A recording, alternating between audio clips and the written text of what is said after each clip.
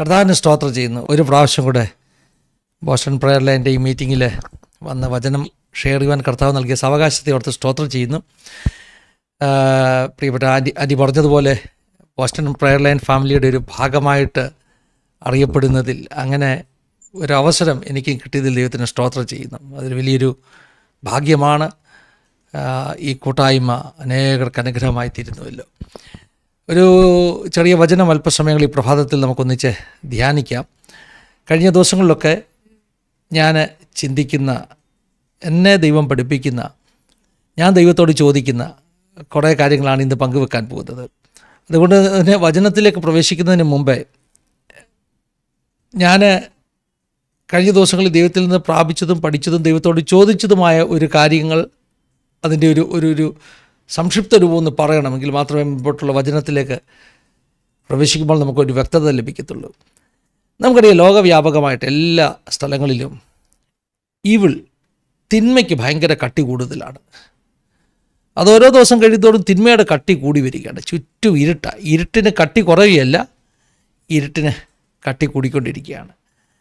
നമ്മുടെ രാജ്യം, ഇന്ത്യയുടെ പരിസ്ഥിതി നമുക്കറിയാം. ഇവിടെ ഒരു തരത്തിലുള്ള പ്രശ്നങ്ങൾ, അമേരിക്കയിലും പ്രശ്നങ്ങൾക്ക് കുറവൊന്നുമല്ല, മറ്റൊരു വിധത്തിലുള്ള പ്രശ്നങ്ങൾ. ഞാൻ കഴിഞ്ഞ ദിവസം ഞങ്ങളുടെ ഒരു മീറ്റിങ്ങിനെ പുറവാനിടയായി തീർന്നു. സുവിശേഷം എല്ലായിടത്തും എതിർക്കപ്പെട്ടുകൊണ്ടിരിക്കുകയാണ്. അതിന് ഇന്ത്യയിൽ മാത്രമല്ല സുവിശേഷ വിരോധികളുള്ളത്. ലോകത്തിൻ്റെ എല്ലാ ഭാഗത്തും സുവിശേഷത്തിന് എതിരുകളുണ്ട്. കഴിഞ്ഞ ദിവസം ലേക്ക്വുഡ് ചർച്ചിലുണ്ടായ അനർത്ഥം നമുക്കറിയാമല്ലോ. അതിൻ്റെ കാര്യകാരണങ്ങളിലേക്കൊന്നും നമ്മൾ പോകണ്ട. ഇവിടെ ഒരു ശക്തിയാണെങ്കിൽ അവിടെ വേറൊരു ശക്തി. അപ്പോൾ ലോകത്തിൻ്റെ എല്ലാ ഭാഗത്തും ദൈവസഭയ്ക്കകത്ത് പ്രശ്നങ്ങൾ എപ്പം വേണേലും ഉണ്ടാകാം. ആർക്കും പറയാനൊക്കത്തില്ല ഞാൻ സുരക്ഷിതനാണെന്ന് ആർക്കും പറയാനൊക്കത്തില്ല. കാരണം ഇരുട്ടിൻ്റെ ശക്തിക്ക് കട്ടി കൂടിക്കൊണ്ടിരിക്കുകയാണ്. അപ്പോൾ ഇതിൻ്റെ നടുവിൽ നമ്മളെല്ലാം ചോദിക്കുന്നൊരു ചോദ്യമുണ്ട്: കർത്താവേ, എന്താണ് ഒരു പരിഹാരം? ഇത് എത്രത്തോളം, എന്ന് വരെ, ഇത് എങ്ങനെ അങ്ങോട്ട് തുടരും?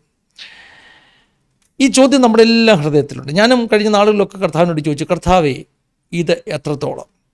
ഞാൻ ചോദിച്ച ചില ചോദ്യങ്ങൾ, 1-2 വാക്യങ്ങൾ ഞാൻ തരാം നിങ്ങൾക്ക്.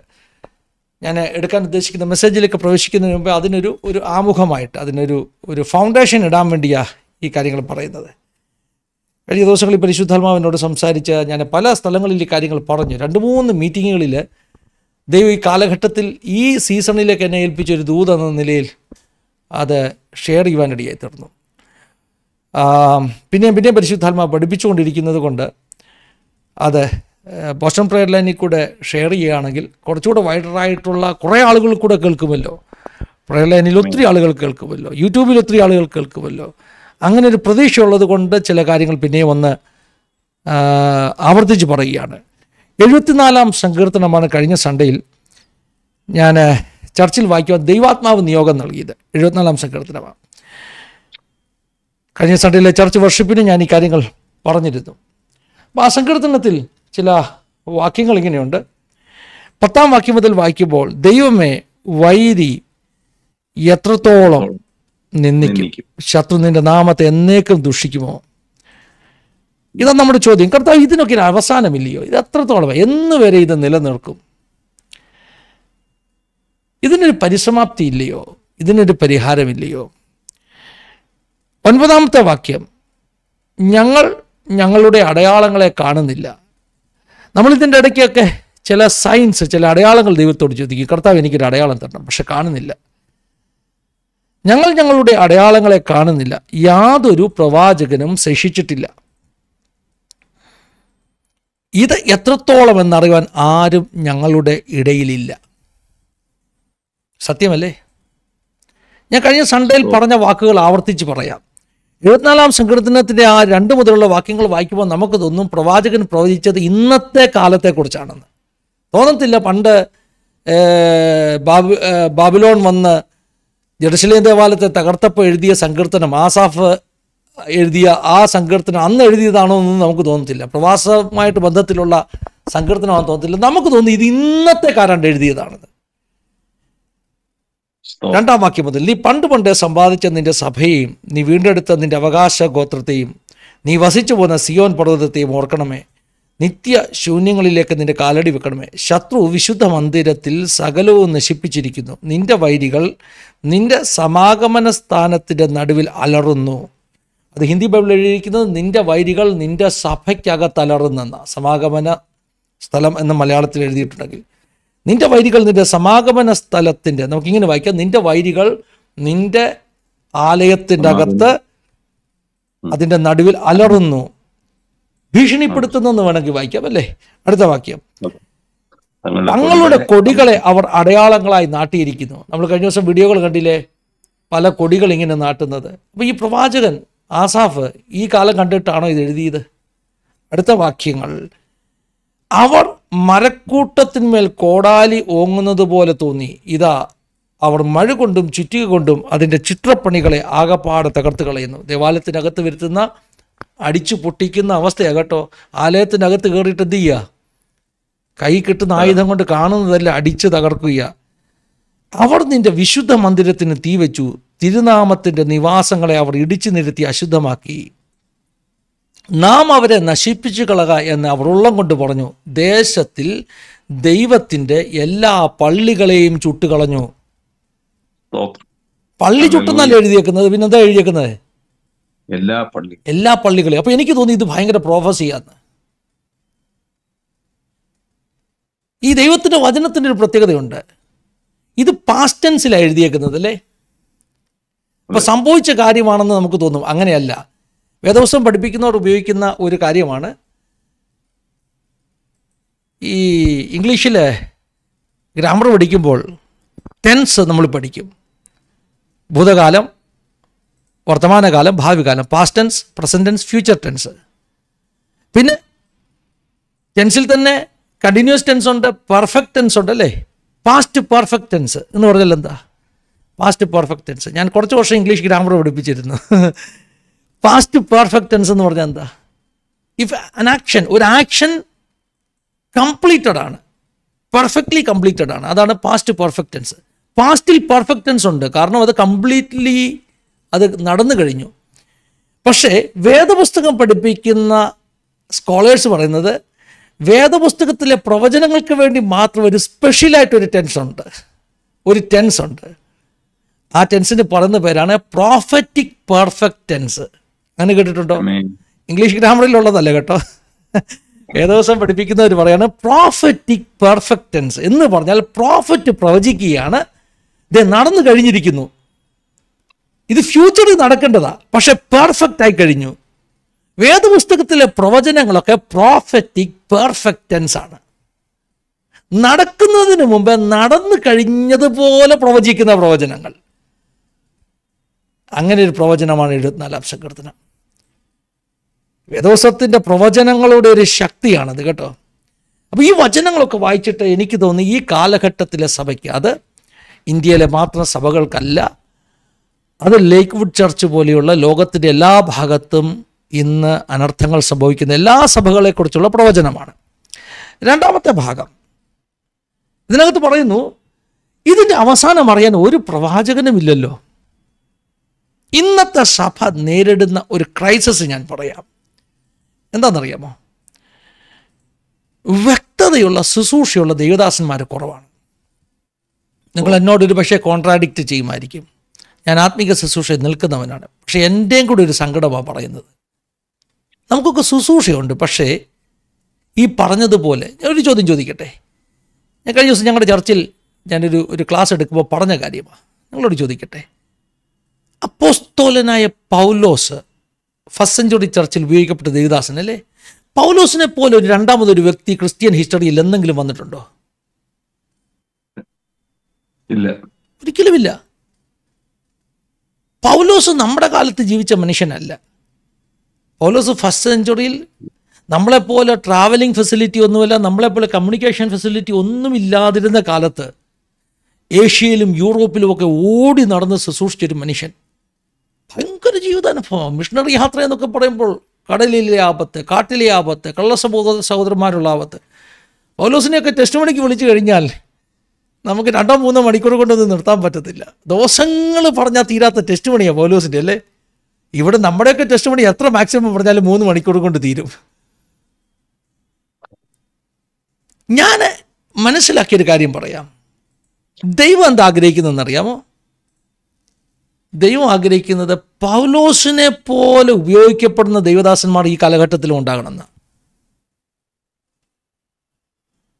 ഞാൻ പറഞ്ഞ നിങ്ങൾക്ക് ഉൾക്കൊള്ളാൻ പറ്റിയോ? ഞാൻ പറഞ്ഞില്ല യേശുക്രിസ്തു ആരും ആകണമെന്ന് ഞാൻ പറഞ്ഞില്ല. ഞാൻ പറഞ്ഞത് പൗലോസ്. ഞാൻ ഈ കഴിഞ്ഞ ദിവസം ഇങ്ങനെ പ്രാർത്ഥിച്ചു, കർത്താവ് എന്തായിരുന്നു പൗലോസിനെ അത്രമാത്രം തീഷ്ണതയുള്ള ഒരു വ്യക്തിയാക്കി ഒരുക്കിയെടുത്തത്? എന്ത് പ്രോസസ്സിലൂടെയാണ് നീ പൗലോസിനെ പണിതത്? കർത്താവ് ആ പ്രോസസ്സിലൂടെ ഞങ്ങളെ ഒന്ന് കയറ്റി വിടണേ. നീ പൗലോസിനെ എങ്ങനെ പണിതത് അല്ലേ? അങ്ങനെ വിശ്വസ്തനാകുന്ന, അങ്ങനെ തീഷ്ണതയുള്ള, അങ്ങനെ പാഷനേറ്റ് ആകുന്ന സാധാരണ വ്യക്തിത്വമാകട്ടോ. എൻ്റെ ഒരു വിശ്വാസം പറയാം, 1-ാം നൂറ്റാണ്ടിലെ സഭയിൽ എങ്ങനെ ദൈവമക്കൾ ഉപയോഗിക്കപ്പെട്ടോ അതുപോലെ തന്നെ അന്ത്യകാല സഭയിൽ ചിലരെ എഴുന്നേൽപ്പിക്കുന്ന വിശ്വസിക്കുന്ന കൂട്ടത്തിലാണ് ഞാൻ. കാരണം ചുറ്റും ഇരുട്ടിന് ശക്തി കൂടുമ്പോൾ, ചുറ്റും പാപത്തിന് പവർ കൂടുമ്പോൾ കൃപയും വർദ്ധിക്കുമെന്ന വേദപുസ്തകത്തിൻ്റെ വാഗ്ദത്തം. റോമാലേഖനത്തിൽ അങ്ങനെ ഒരു വാക്യമില്ല. റോമാലേഖനം 5-ാം അധ്യായത്തിൻ്റെ അവസാന വാക്യമാണ്, പാപം പെരുകിയെടുത്ത് കൃപ വർദ്ധിച്ചു എന്ന് പറഞ്ഞതിൻ്റെ അർത്ഥം എന്താ? പൗലോസ് തന്നെ പറഞ്ഞു, അതുകൊണ്ട് കൃപ പെരുകേണ്ടതിന് പാപം ചെയ്യുകയെന്നോ ഒരു നാളും അരുത്. പിന്നെന്താ വാക്യത്തിൻ്റെ അർത്ഥം? പാപം പെരുകിയെടുത്ത് കൃപ വർദ്ധിച്ചു. ഞാൻ മനസ്സിലാക്കിയ അർത്ഥം പറയാം. ഇരുട്ടിന് ശക്തി കൂടുമ്പോൾ, തിന്മയ്ക്ക് ശക്തി കൂടുമ്പോൾ അതിനകത്ത് നിൽക്കുന്ന ഒരു നോഹയുടെ മേൽ അസാധാരണ കൃപയുണ്ടാകും. പാപിയുടെ മേലല്ല കൃപ, പിന്നെ പാപിയെ തീയിൽ നിന്ന് വലിച്ചെടുക്കാൻ നിൽക്കുന്ന അഭിഷക്തന്റെ മേൽ കൃപ വർദ്ധിച്ചുകൊണ്ടിരിക്കും. Hallelujah, hallelujah. ഈ വചനത്തിന് അസാധാരണമാകുന്ന ഒരു പവറുണ്ട് ദൈവമക്കളെ. നിങ്ങളത് റിസീവ് ചെയ്യുകയാണെങ്കിൽ ഞാൻ വിശ്വസിക്കുന്നു വലിയ വ്യത്യാസങ്ങളുണ്ടാകും. ഞാനത് അനുഭവിക്കുക. വചനത്തിൻ്റെ ശക്തി ഞാൻ അനുഭവിക്കുക. ഞാൻ കഴിഞ്ഞ ദിവസം സൺഡേ പറഞ്ഞ കാര്യമാണ് കേട്ടോ. ചില വെളിപ്പാട്, ചില ദർശനം പ്രാപിച്ചാൽ നമ്മുടെ ശരീരം പോലും അത് അനുഭവിക്കും. ദാനിയേൽ പ്രവാചകന്റെ പുസ്തകം 8-ാം അധ്യായത്തിലെ ദാനിയേൽ ഒരു വെളിപ്പാട് കണ്ടിട്ട് ബോധം കെട്ട് താഴെ പോയെന്ന. ഹലോ, ദാനിയേൽ ഒരു വെളിപ്പാട് കണ്ടിട്ട് എഴുന്നേക്കാൻ പറ്റിയില്ല. ഞാൻ ഓർത്ത്, കർത്താവേ, ഭയങ്കര വെളിപ്പാട്, ഭയങ്കര വചന വെളിപ്പാടൊക്കെ ഒന്ന് റിവീൽ ആയി കഴിഞ്ഞാലുണ്ടല്ലോ, ചിലപ്പോൾ നമ്മുടെ ശരീരത്തിന് പോലും താങ്ങാൻ പറ്റത്തില്ലെന്നേ. Hallelujah, thank you Jesus. എന്നെന്താ പറഞ്ഞത്? ഈ കാലഘട്ടത്തിൽ, ഇരുട്ടിന് ശക്തി കൂടുന്ന കാലത്തിൽ, തിന്മയ്ക്ക് ശക്തി കൂടുന്ന കാലത്തിൽ, പാപം പെരുകുന്നിടത്ത് കൃപ വർദ്ധിക്കും. കൃപ എന്തിനാ വർദ്ധിക്കുന്നത്? വല്ല വിധേനയും ഈ പാപം പെരുകിയ സമൂഹത്തിൽ നിന്ന് ആരെയെങ്കിലും ചിലരെ കൂടെ തീയിൽ നിന്ന് വലിച്ചെടുക്കാൻ കൃപ എവിടെ പെരുകും എന്നറിയാമോ? കൃപയുടെ ചാനലായി നിൽക്കുന്ന അഭിഷക്തന്മാരുടെ മേൽ പെരുകും. അങ്ങനെയാണെങ്കിൽ എനിക്കും നിനക്കും വലിയ സ്കോപ്പുള്ള ഒരു കാലഘട്ടത്തിലാണ് നാം ജീവിക്കുന്നത്. ഭയങ്കര സ്കോപ്പാണ് നമുക്ക്. കഴിഞ്ഞ ദിവസം ദൈവാത്മാവിനോട് വ്യക്തമായി പഠിപ്പിച്ചൊരു ദൂത് പറയാം. പരിശുദ്ധാത്മാവിനോട് വ്യക്തമായി ഇടപെട്ടൊരു ദൂത്, രാത്രി തട്ടി ഉണർത്തിയിട്ട് പറഞ്ഞ ദൂത്. ഈ ദിവസങ്ങളൊക്കെ അങ്ങനെ അനുഭവങ്ങൾ ഉണ്ടായിക്കൊണ്ടിരിക്കുന്നത്. രാത്രി തട്ടി ഉണർത്തിയിട്ട് പറഞ്ഞു, അന്ധകാരം ഭൂമിയെയും കൂരിട്ട് ജാതികളും മൂടുമ്പോൾ യഹോവ നിന്റെ മേൽ ഉദിക്കും. ഞാൻ മനസ്സിലാക്കിയ എന്താണെന്നറിയാമോ? ഇരുട്ട് കൂടുമ്പോൾ യഹോവയുടെ തേജസ് ദൈവവേദന്റെ മേൽ ഉദിക്കും. ചുറ്റും തിന്മ കൂടുമ്പോൾ, ചുറ്റും വിപത്തുകൾ കൂടുമ്പോൾ, ചുറ്റും പൈശാചിക മണ്ഡലത്തിന് ശക്തി കൂടുമ്പോൾ ദൈവത്തിന്റെ ഗ്ലോറി, ദൈവത്തിന്റെ കൃപ നമ്മുടെ മേൽ ഉദിക്കും. Hallelujah, thank you Jesus. പാപം പെരുകിയെടുത്ത് കൃപ വർദ്ധിക്കുവാനിടയായിത്തീരും. അപ്പൊ ഈ കാലഘട്ടത്തിൽ സാധാരണ ശക്തിയുള്ള ശുശ്രൂഷയുമായി ചില അഭിഷക്തന്മാർ എഴുന്നേറ്റ് വരണം. ഞാൻ പറഞ്ഞല്ലോ, ആമുഖമായി ചില ചിന്തകൾ ഞാൻ പറയുക, എന്നെ ചിന്തിപ്പിക്കുന്ന ചില ചിന്തകൾ. ഈ ചിന്തകൾ ഞാൻ കാണുന്നവരോടൊക്കെ ഷെയർ ചെയ്യുന്നു. ഞങ്ങളുടെ ചർച്ചിലെ യങ്സ്റ്റേഴ്സ് കുഞ്ഞുങ്ങളുടെ മീറ്റിങ്ങിൽ വെച്ച് ഞാൻ പറഞ്ഞു, ഞാൻ ഈ വെല്ലുവിളി നിങ്ങൾക്ക് തരിക, ഇതൊരു ചലഞ്ചായിട്ട് ഞാൻ കൈമാറുകയാണ്. ഞാനെന്താ പറഞ്ഞതെന്നറിയാമോ? ഈ കാലഘട്ടത്തിൽ പ്രവാചകനെന്ന് വിളിക്കത്തക്കവണ്ണം ശുശ്രൂഷയുള്ള പ്രവാചകന്മാർ എഴുന്നേറ്റ് വരണം. ഇതിനൊരു അവസാനം എന്താന്ന് പറയുന്ന പ്രവാചകന്മാർ എഴുന്നേറ്റ് വരണം. ചില പ്രയർ ലൈൻ കോളുകൾ നമുക്ക് കിട്ടിക്കഴിയുമ്പോൾ ഒത്തിരി വിഷമം തോന്നും. കർത്താവേ, ഇതിനൊന്നും ഒരു പരിഹാരമില്ലയോ? എത്രയോ ദൈവമക്കളാണ് കഷ്ടപ്പെടുന്നത്, പിശാചിനാൽ ബന്ധിക്കപ്പെട്ട് കിടക്കുന്നു, അവരെ അഴിച്ചെടുക്കാൻ ആരുമില്ല. ശുശ്രൂഷയുള്ളവരാരുമില്ല. ദബോര പാടിയതുപോലെ ഇസ്രായേൽ യുദ്ധത്തിന് വന്ന 40,000 നടുവിൽ പരിചയം കുന്തവുമുള്ള ആരെയും കണ്ടില്ല. എന്ന് പറഞ്ഞാൽ എന്താ? 40,000 പേര് യുദ്ധം ചെയ്യാൻ വന്നിരിക്കുക, ആയുധം എന്തിയേ? എൻ്റെ വല്യപ്പച്ചൻ പണ്ട് ഞങ്ങളുടെ വീട്ടിൽ പാസ്റ്റർമാരാരെങ്കിലും വിസിറ്റിങ്ങിന് വന്നാൽ അപ്പച്ചന് വലിയ നിർബന്ധം, വരുന്ന പാസ്റ്റർ കയ്യിലൊരു വേദോസ്തം കൊണ്ടുവരണം. പഴയകാലത്തെ ആളുകളല്ലേ, പാസ്റ്റർ കൈ വീശി വരാൻ പാടില്ല. പാസ്റ്റർ വേറെ എവിടെയെങ്കിലും പോയ വഴിക്കായിരിക്കും നമ്മുടെ വീട്ടിൽ കയറിയത്, പാവം. പക്ഷേ വീട്ടിൽ വേദോസ്തം ഇല്ലാതെ വന്നാൽ എൻ്റെ അപ്പച്ചൻ ചോദിക്കുന്നൊരു ചോദ്യമുണ്ട്, ആയുധം എന്തിയേ? ആയുധമില്ലാതാണ് നടക്കുന്നത്. വലിയപ്പച്ചന്മാരുടെ കാര്യമല്ലേ, അവരൊന്നും നമ്മളെപ്പോലെ പോളിഷ് ചെയ്ത് പറയത്തില്ലല്ലോ. 40,000 പേര് യുദ്ധത്തിന് വന്നിരിക്കുക, പക്ഷെ ഒരാളുടെ കയ്യിൽ കുന്തവുമില്ല, ഹല്ലേലൂയ, പരിചയമില്ല. ഇതാണ് ഇന്ന് ആധുനിക സഭയുടെ പരിസ്ഥിതി. ആത്മിക ശുശ്രൂഷയുടെ ആയുധങ്ങൾ ഉള്ളവർ കുറഞ്ഞിരിക്കുന്നു. ഉള്ള ആയുധങ്ങൾക്ക് തുരുമ്പ് പിടിച്ചിരിക്കുന്നു. ഉള്ള പരിചയുടെയൊക്കെ അഭിഷേകം നഷ്ടപ്പെട്ട്, തൈലാഭിഷേകം നഷ്ടപ്പെട്ട ശൗലിൻ്റെ പരിചയ പോലെയായിരിക്കുന്നു. പറയുന്ന എല്ലാവരും കേൾക്കുന്നുണ്ടോ? ഞാൻ അല്പം അങ്ങോട്ടും ഇങ്ങോട്ടൊക്കെ ഡീറ്റെയിൽസ് മാറ്റി ഒന്ന് പറയുക കേട്ടോ, അല്പം ഡീറ്റെയിൽസ് മാറ്റി. കാരണം നമുക്ക് വരുന്ന പ്രെയർ ലൈനിലെ ഡീറ്റെയിൽസ് എപ്പോഴും നമുക്ക് പറയാൻ പറ്റത്തില്ലല്ലോ. ഒരമ്മ പറയുകയാണ്, എൻ്റെ മോള്, അവൾ ചെറുപ്പത്തിലെ രോഗിയാണ്, എനിക്ക് പ്രായമായി. ഒരമ്മ പറയുക, എൻ്റെ മോളെ പാസ്റ്ററെ, എൻ്റെ മനസ്സ് പറയുന്നു വിഷം കൊടുത്ത് കൊന്നിട്ട് ഞാനങ്ങ് മരിക്കാം, കാരണം ഞാൻ മരിച്ചു കഴിഞ്ഞാൽ എൻ്റെ മോളെ നോക്കാൻ ആരുണ്ട്? ഞാൻ ചോദിച്ചു, സഹോദരി എവിടെയാണ് ചർച്ചയിൽ പോകുന്നത്? ശ്രദ്ധിച്ച് കേൾക്കണം കേട്ടോ, ശ്രദ്ധിച്ച് കേൾക്കണം. അപ്പം പറഞ്ഞൊരു വലിയ ചർച്ചിൻ്റെ പേര് പറഞ്ഞു, ഒരു വലിയ ചർച്ചിൻ്റെ പേര്, ഒരു വലിയ ദേവദാസിൻ്റെ പേര്. എനിക്ക് ഭയങ്കരമായിട്ട് എൻ്റെ ഹൃദയത്തിൽ ഇടുത്തി വീണു. ഞാൻ കേൾക്കുന്നത് ആ സഭ ഭയങ്കര മിറക്കിളാണെന്ന്. അപ്പം ഞാൻ ചോദിച്ചു, അയ്യോ ദേവദാസന്മാർ വന്ന് പ്രാർത്ഥിക്കുന്നില്ലേ? അപ്പം പറഞ്ഞു, അവർക്കൊന്നും സമയമില്ല പാസ്റ്ററെ. ഒത്തിരി സങ്കടം തോന്നി. ഞാൻ ദൈവത്തോട് ചോദിച്ചു, കർത്താവേ, ആ കുഞ്ഞിനെ വിടുവിക്കാൻ ഒരു അഭിഷക്തനില്ലാതെ പോയല്ലോ. ഇത് നമ്മുടെ പരാജയമാണ്, ഇത് നമ്മുടെ പരാജയമാണ്. ഇങ്ങനെ എത്രയോ കോളാ വരുന്നത്. ഞാൻ ചോദിച്ചിട്ട്, കർത്താവേ, ആരുമില്ലയോ? എന്നെ നീ ഉപയോഗിക്കണ്ട, ഞാനൊരു മോശക്കാരനാണ്, എനിക്ക് യോഗ്യതയില്ല. എന്നാൽ ആരെയെങ്കിലും ഒരാളെ നീ ഉപയോഗിക്കണം. ഞാൻ ഞങ്ങളുടെ ചെറുപ്പക്കാരെ നോക്കിയിട്ട് പറഞ്ഞു, കുഞ്ഞുങ്ങളെ എന്നെ ഉപയോഗിക്കേണ്ട കർത്താവ്, എനിക്കതിനുള്ള യോഗ്യതയൊന്നുമില്ല, പക്ഷെ നിങ്ങളിൽ ആരെങ്കിലും ഒരാളെ ഈ കാലഘട്ടത്തിൽ ഉപയോഗിക്കണമേ എന്ന് ഞാൻ പ്രാർത്ഥിക്കുന്നു. എൻ്റെ പ്രാർത്ഥന ഈ നാളുകളിൽ എന്നെ ഉപയോഗിക്കേണ്ട കർത്താവെ, ആരെങ്കിലും ഉപയോഗിക്കണം. ആരെങ്കിലും ഒരു വിശ്വസ്തനാകുന്നൊരു ദേവദാസനെ എഴുന്നേൽപ്പിക്കണം, ഒരഭിഷക്തനെ എഴുന്നേൽപ്പിക്കണം. പൗലോസിനെ പോലെ ആ കാലഘട്ടത്തിൽ ഓടിയ ഒരു 21-ാം നൂറ്റാണ്ടിൻ്റെ പൗലോസിനെ. ഹല്ലേലൂയ. ഈ വചനം വെറുതെ പോകരുത്. നിങ്ങളിൽ ആരെങ്കിലുമൊക്കെ പ്രാർത്ഥിച്ചു തുടങ്ങണം. ഒരുപക്ഷെ ഞാൻ പ്രാർത്ഥിച്ചതുപോലെ ആകില്ല നിങ്ങൾ പ്രാർത്ഥിക്കുന്നത്. ഞാൻ പ്രാർത്ഥിച്ചു, എന്നെ ഉപയോഗിച്ചില്ലെങ്കിലും കുഴപ്പമില്ല കർത്താവെ, ആരെങ്കിലും ഉപയോഗിക്കണം. ഹല്ലേലൂയ.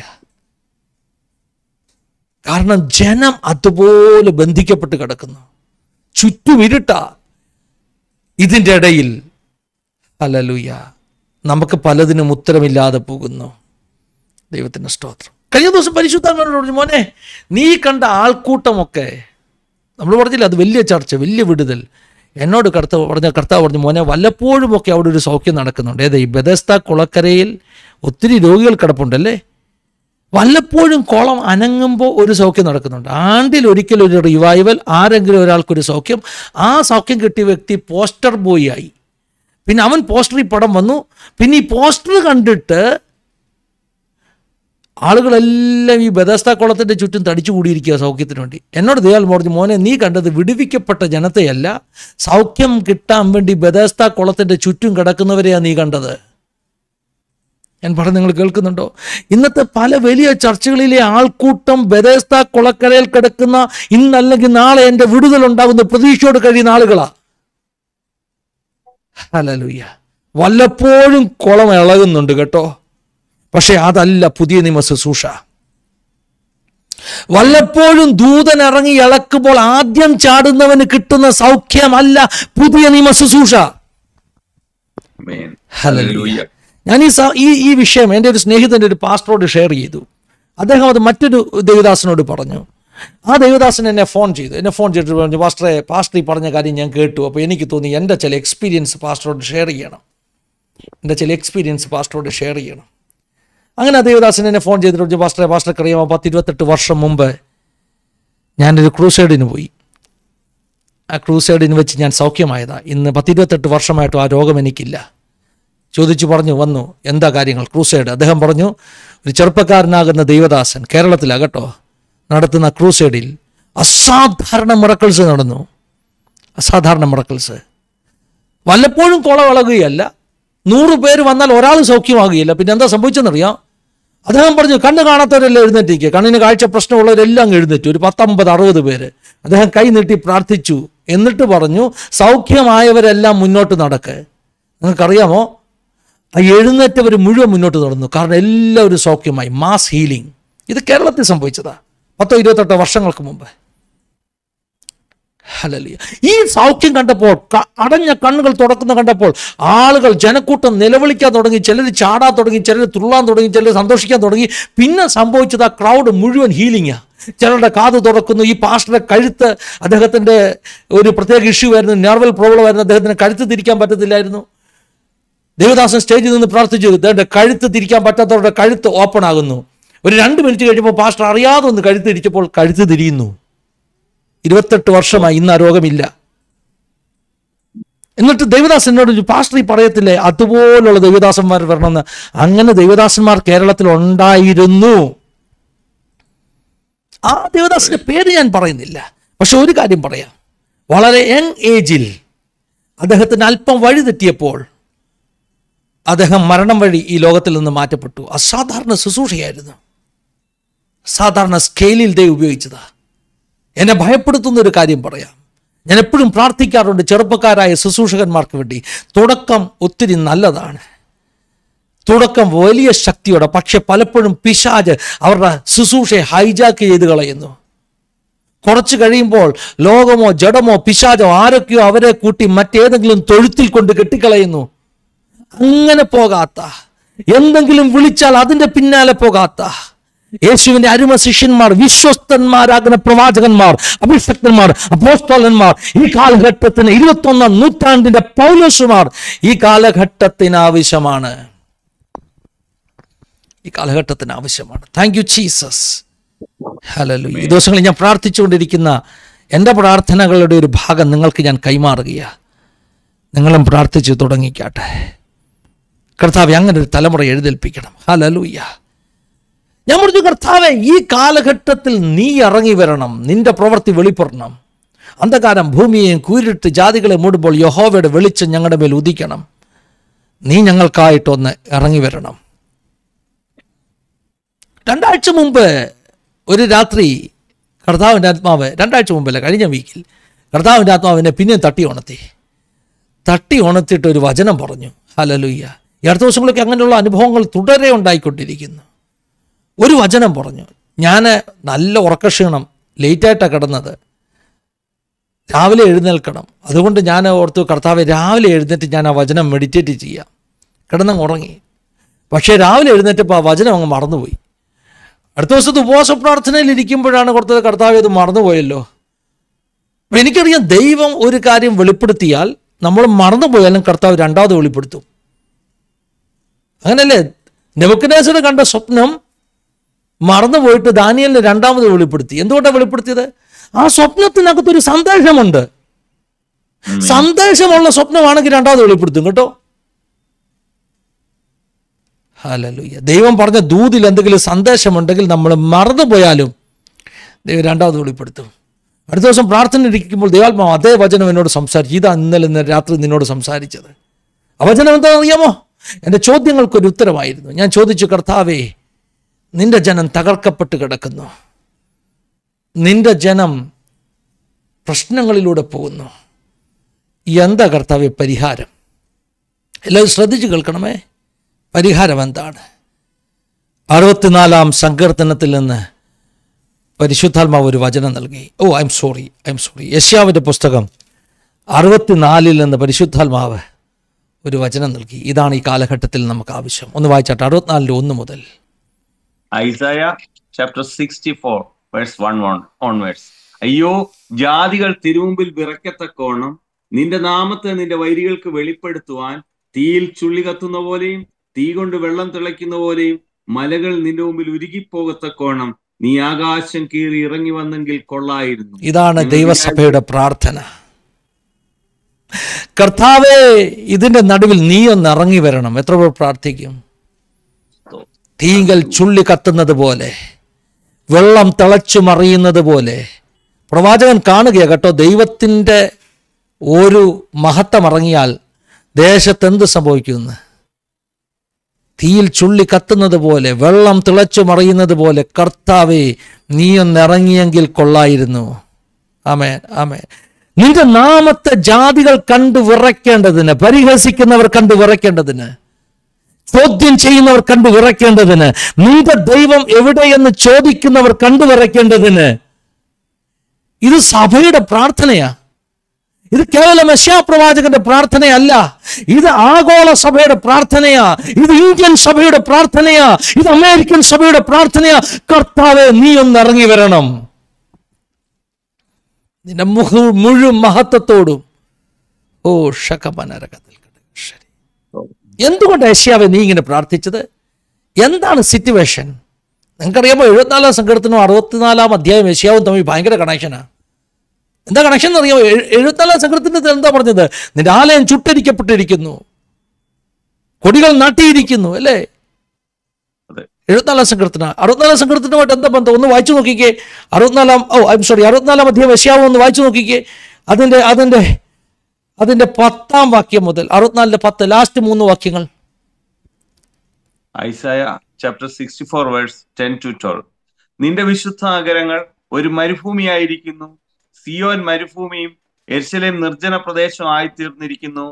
ഞങ്ങളുടെ പിതാക്കന്മാർ നിന്നെ സ്തുതിച്ചു പോന്നിരുന്നതായി വിശുദ്ധിയും ഭംഗിയുമുള്ള ഞങ്ങളുടെ ആലയം തീക്ക് ഇരയായി തീർന്നു. ഞങ്ങൾക്ക് മനോഹരമായിരുന്നതൊക്കെയും ശൂന്യമായി കിടക്കുന്നു. യഹോവേ, നീ ഇത് കണ്ട് അടങ്ങിയിരിക്കുമോ? നീ മിണ്ടാതെ ഇരുന്ന് ഞങ്ങളെ അതികഠിനമായി ക്ലേശിപ്പിക്കുമോ? അപ്പൊ 74-ാം സങ്കീർത്തനവും 64-ാം അധ്യായവും തമ്മിൽ ബന്ധമുണ്ടോ? ഉണ്ടെന്നേ. കർത്താവിന്റെ ആത്മാവിനോട് പറഞ്ഞൊരു കാര്യം ദൈവസഭയോടായി ഞാൻ പറയുക. ഈ ദൂത് എല്ലാവർക്കും കേൾക്കണം എന്നുള്ള ആഗ്രഹം കൊണ്ടാണ് ബോസ്റ്റൺ പ്രയർ ലൈനിൽ ഞാൻ ഈ ദൂത് ആവർത്തിച്ച് പറയുന്നത്. ഈ ദിവസങ്ങളിൽ പലയിടത്തും ഞാൻ ഈ ദൂത് പറയുന്നു. കാരണം ദൈവാത്മാവിനെ ഏൽപ്പിച്ച, ഞാൻ ചോദിച്ച ചോദ്യങ്ങൾക്ക് തന്ന ഉത്തരമായതുകൊണ്ട് കുഴപ്പനോട് ഇത് കേൾക്കട്ടെ. ഹല്ലേലൂയ. ഞങ്ങളുടെ പിതാക്കന്മാർ നിന്നെ സ്തുതിച്ച വിശുദ്ധ സ്ഥലം, ഞങ്ങളുടെ പിതാക്കന്മാർ ആരാധിച്ച ആരാധനാലയം ഇന്ന് ശൂന്യമായി കിടക്കുന്നു. ഞങ്ങളുടെ പിതാക്കന്മാർ നിന്നെ സ്തുതിച്ച സ്ഥലം ഇന്നെങ്ങനെ കിടക്കുന്നു? തീക്കിരയായി കിടക്കുന്നു. കർത്താവേ, ഇത് എത്രത്തോളം എത്രത്തോളം എത്രത്തോളം. പ്രവാചകൻ പ്രാർത്ഥിക്കുക, കർത്താവേ തീയിൽ ചുള്ളി കത്തുന്നത് പോലെ, വെള്ളം തിളച്ചു മറിയുന്നത് പോലെ, പരിഹസിക്കുന്നവരുടെ മുമ്പിൽ നീ ഒന്ന് ഇറങ്ങി വരണമേ, നീ ഒന്ന് ഇറങ്ങി, ആകാശം ചായ്ച്ചിറങ്ങി വരണമേ എന്നല്ലേ? ആകാശം ചായ്ച്ചിറങ്ങി വരണമേ. ഈ വചനത്തെക്കുറിച്ച് വ്യാഖ്യാനിക്കുന്ന ദേവദാസന്മാർ പറയുന്നത്, ഒന്ന്, ഇതൊരു തിയോഫനിക്ക് വേണ്ടിയുള്ള പ്രാർത്ഥനയാണ്. തിയോഫനി എന്ന് പറഞ്ഞാൽ ദൈവം ശരീരത്തിൽ വെളിപ്പെടുക. കർത്താവ് മറഞ്ഞു നിന്ന് വെളിപ്പെടുക എന്നല്ല, കർത്താവ് ഇറങ്ങി വരണം. ഹല്ലേലൂയ. കർത്താവ് ഇറങ്ങി വരണം.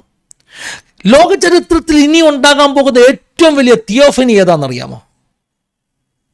കർത്താവ് ലോകം കാണത്തക്കവണ്ണം ഇറങ്ങി വരുന്ന തിയോഫനി ഏതാണെന്നറിയാമോ? അത് കർത്താവിന്റെ മഹത്വ പ്രത്യക്ഷതയാ. ഹല്ലേലൂയ. ആത്മാവിൽ ഇറങ്ങുന്ന കാര്യമല്ല ഞാൻ പറഞ്ഞത്, സഭകളിൽ ഇറങ്ങുന്ന ദൈവ സാന്നിധ്യത്തെ കുറിച്ചല്ല ഞാൻ പറഞ്ഞത്. തീങ്കൽ ചുള്ളി കത്തുന്നത് പോലെ, വെള്ളത്തെ തിളപ്പിച്ചു മറിക്കുന്നത് പോലെ, ജാതികൾ കാണത്തക്കവണ്ണം നീ നിന്റെ തേരിൽ ആകാശം ചായ്ച്ച് ഒന്നിറങ്ങി വരണം. ഹല്ലേലൂയ. വെളിപ്പാട് പുസ്തകം 1-ാം അധ്യായം ഒന്ന് നോക്കിക്കേ. വെളിപ്പാട് പുസ്തകം 1-ാം അധ്യായം അതിന്റെ 7-8 വാക്യങ്ങളാണെന്ന് എനിക്ക് തോന്നുന്നു. Revelations chapter 1 verse 7-8. ആമേൻ. ഇതാ അവൻ മേഘാരൂഢനായി വരുന്നു. അത് തന്നെ. ഏത് കണ്ണും അവനെ കുത്തിത്തുളച്ചവരും അവനെ കാണും. ഭൂമിയിലെ ഗോത്രങ്ങളൊക്കെയും അവനെ ചൊല്ലി വിലപിക്കും. ഉവ്വ് ആമേൻ. ആമേൻ. ഇതാ അവൻ മേഘാരൂഢനായി വരുന്നു. ഇതാ അവൻ മേഘാരൂഢനായി വരുന്നു. ഇതാ അവൻ ആകാശം ചായ്ച്ചിറങ്ങി വരുന്നു. എല്ലാ കണ്ണും അവനെ കാണും. അവനെ കുത്തിയവർ അവനെ കാണും. ഇത് സഖറിയ 12 നിന്നുള്ള റെഫറൻസാ. അവനെ കുത്തിയവർ അവനെ കാണും. ഇതാ അവൻ ആകാശം ചായ്ച്ചിറങ്ങി വരുന്നു. Hallelujah. Thank you holy spirit. Thank you holy spirit. കർത്താവിൻ്റെ വരവിനെ കുറിച്ചാണ് പറയുന്നത് കേട്ടോ. മേഘാരൂഢനായി അവൻ വരുന്നു. ഇത് വെളിപ്പാട് പുസ്തകം അല്ലേ? വേദപുസ്തകത്തിലെ അവസാന പുസ്തകത്തിലാണ് ഇത് പറയുന്നത് അല്ലേ? നിങ്ങൾക്കറിയാമോ, കർത്താവിൻ്റെ മഹത്വ പ്രത്യക്ഷതയെക്കുറിച്ച് ഒരുപക്ഷെ ആദ്യം ദൂത് പറഞ്ഞത് ഹാനോക്കായിരിക്കാം. യൂദയുടെ പുസ്തകത്തിൽ എഴുതിയിട്ടുണ്ട്, ഇതാ കർത്താവ് 1000 ദൂതന്മാരുമായി ന്യായം വിധിക്കാൻ ഇറങ്ങി വരുന്ന. ആര്? ഉൽപ്പത്തി പുസ്തകത്തിൽ പറയുന്ന ഹാനോക്ക് ആദ്യം ദൂത് പറഞ്ഞത്. ഉൽപ്പത്തിയിൽ അതല്ല അത് രേഖപ്പെടുത്തിയതെങ്കിലും ഹാനോക്കാണ് ആ ദൂതാദ്യം പറഞ്ഞത്. പക്ഷെ വേദപുസ്തകത്തിൽ ഉൽപ്പത്തി പുസ്തകത്തിൽ അല്ലെങ്കിൽ കൂടെ തന്നെ തോറ പഞ്ചഗ്രന്ഥങ്ങളിൽ തന്നെ കർത്താവിൻ്റെ മടങ്ങിവരവിനെ കുറിച്ച് പറയുന്ന ഒരു വചനമുണ്ട്. കർത്താവിൻ്റെ മേഘപ്രത്യക്ഷതയെക്കുറിച്ച് പറയുന്നൊരു വചനമുണ്ട്. അതെവിടെയാണെന്നറിയാമോ?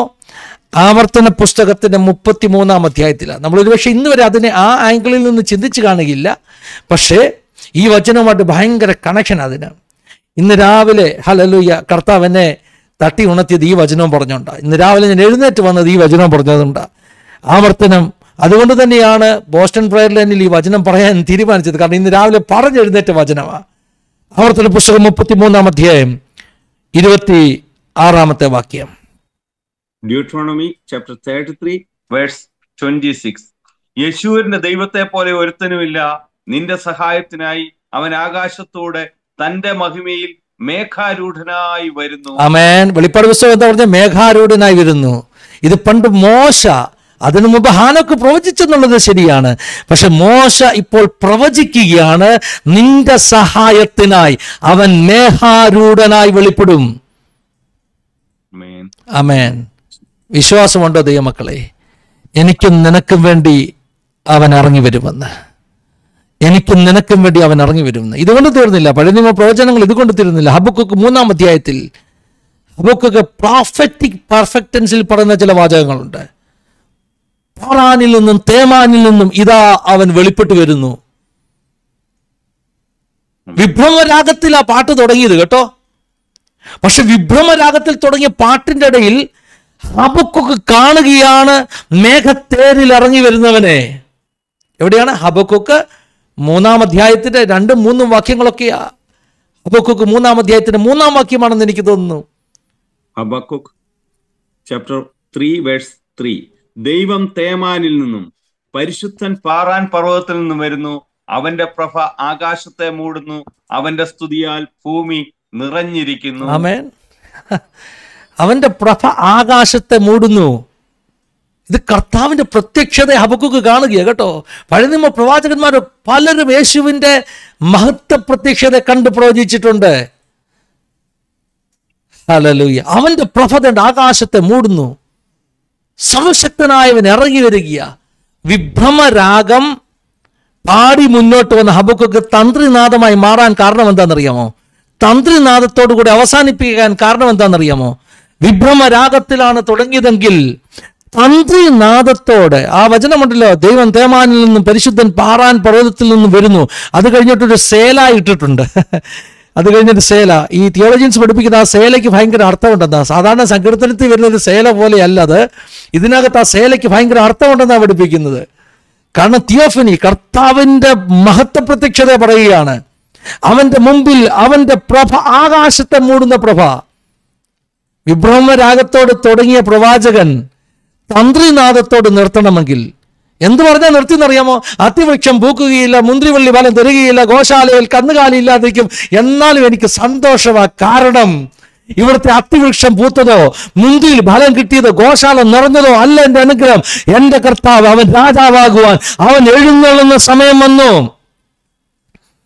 ഇബ്ൻ അലക്സ് പാടി, ഞാൻ കയറിയപ്പം പാടിക്കൊണ്ടിരുന്നത്, അല്പകാലം മാത്രം ഈ ഭൂവിലെ വാസം, സ്വർപ്പുരമാണ് എൻ്റെ നിത്യമാം വീട്. ഹല്ലേലൂയ. ബിൻ മനോഹരമായിട്ട് പാടുന്നത് കേട്ടോണ്ടാണ് ഞാൻ അകത്തോട്ട് പ്രവേശിച്ചത്. ദൈവത്തിന് സ്തോത്രം. അപ്പോൾ എനിക്ക് മനസ്സിലായി ഇന്ന് കർത്താവിൻ്റെ മടങ്ങി വരവിനെ കുറിച്ച് 2 വാക്ക് പറഞ്ഞു നിർത്താൻ പറ്റത്തുള്ളൂ. ഹല്ലേലൂയ. എൻ്റെ പൊന്നു ദൈവമക്കളെ, നമുക്ക് കർത്താവിൻ്റെ മടങ്ങിവരവല്ലാതെ ഇതിനൊരു പരിഹാരമില്ല എന്ന് മനസ്സിലാക്കണം. ഹല്ലേലൂയ. കർത്താവിൻ്റെ മടങ്ങിവരവല്ലാതെ ഇതിനൊരു അവസാനമില്ല. എന്തുകൊണ്ട്? അതിനൊരു കാരണമുണ്ട്. സഭ പീഡിപ്പിക്കപ്പെടും, ഇനിയും പീഡിപ്പിക്കപ്പെടും. എൻ്റെ ഒരു സങ്കടമായിരുന്നു, എൻ്റെ സങ്കടം. ഞാൻ കർത്താവിനോട് ചോദിച്ചു, കർത്താവേ, എന്തുവാ കർത്താവേ ഇത്? 2000 വർഷമായില്ലേ ഞങ്ങൾ പീഡിപ്പിക്കപ്പെടുന്നു? 1-ാം നൂറ്റാണ്ട്, 2-ാം നൂറ്റാണ്ട്, 3-ാം നൂറ്റാണ്ടൊക്കെ ഇപ്പം 2000 വർഷമായില്ലേ? ഇത്രയും നാളായിട്ടും ഈ പീഡനത്തിന് മാത്രം ഒരു കുറവില്ലല്ലോ. അയ്യോ, ഇങ്ങനെ പീഡിപ്പിക്കപ്പെട്ട ഏതെങ്കിലും സമൂഹമുണ്ടോ? എല്ലാ മതങ്ങളും ഏതെങ്കിലുമൊക്കെ വിധത്തിൽ ആക്രമിക്കപ്പെട്ടിട്ടുണ്ട്. പക്ഷേ അവരൊക്കെ തിരിച്ചടിച്ച് അതിനെ ഒതുക്കിയിട്ടുണ്ട്. അല്ലെങ്കിൽ പീഡനം ടെമ്പററി ആയിരുന്നു. പക്ഷെ കഴിഞ്ഞ 2000 വർഷമായി കർത്താവ് നിന്റെ കുറുംപ്രാവ് പീഡിപ്പിക്കപ്പെടുന്നു. എന്തുകൊണ്ട്? നീ എന്താ മിണ്ടാതിരിക്കുന്നത്? അതിനൊരു റീസൺ ഉണ്ട് കേട്ടോ. ഹല്ലേലൂയ. അതിനൊരു റീസൺ ഉണ്ട്. അതോട് പറഞ്ഞ് ഞാൻ എൻ്റെ വാക്ക് കൺക്ലൂഡ് ചെയ്യുക. അവൻ മേഘാരൂഢനായി വെളിപ്പെടും.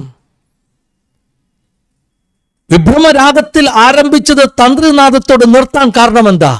ഹബക്കൂക്കിന് കിട്ടിയ ഒരു വെളിപ്പാടാണ്. എന്താണ് വെളിപ്പാട്? ഹല്ലേലൂയ. എൻ്റെ ജീവിതത്തിൽ ഒരു നന്മയും കിട്ടിയില്ലെങ്കിലും എൻ്റെ കർത്താവ് എനിക്ക് വേണ്ടി ഇറങ്ങി വരുന്ന, അവൻ പ്രത്യക്ഷമാകുന്ന, ആകാശം ചായ്ച്ച് മേഘാരൂഢനായി അവൻ ഇറങ്ങി വരുന്ന ഒരു ദിവസമുണ്ട്. ആമീൻ പറഞ്ഞ് ദൈവമക്കൾ ഈ വചനത്തെ സ്വീകരിച്ചാട്ടെ. ഹല്ലേലൂയ. Thank you Jesus. വെളിപ്പാട് പുസ്തകം 1:7 നമ്മൾ വായിച്ചു. അവൻ മേഘാരൂഢനായി ഇറങ്ങി വരും.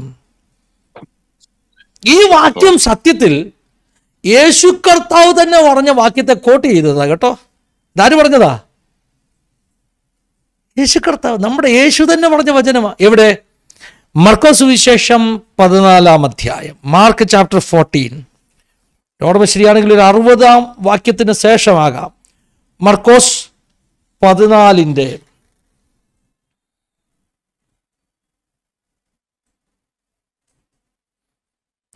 61-ാം വാക്യം മുതൽ നിന്ന് വായിച്ചേ. മർക്കോസ് 14-ന്റെ 61. യേശുവിന്റെ വിസ്താര സഭയാ.